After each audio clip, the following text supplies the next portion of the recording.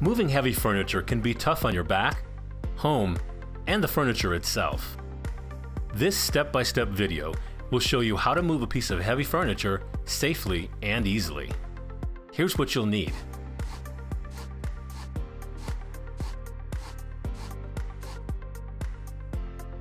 Before you begin, plan your route, taking into account any obstacles.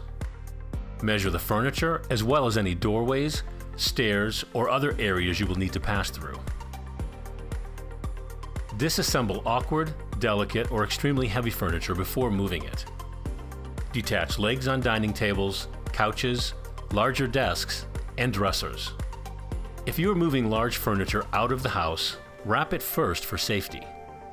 Use moving blankets, followed by a layer of stretch wrap, and secure furniture with packing tape. Love seats and large chairs can be easily moved by turning them on their side and hooking them around the doorway, or backed through the doorway and rotated. Use a dolly or hand truck to make the job easier, and consider using tie-down straps.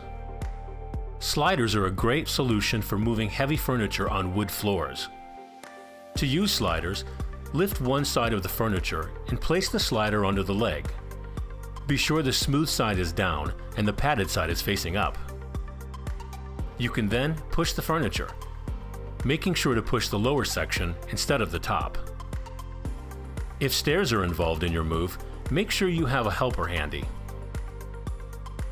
When moving downstairs, lift the item onto a hand truck and secure with tie-down straps.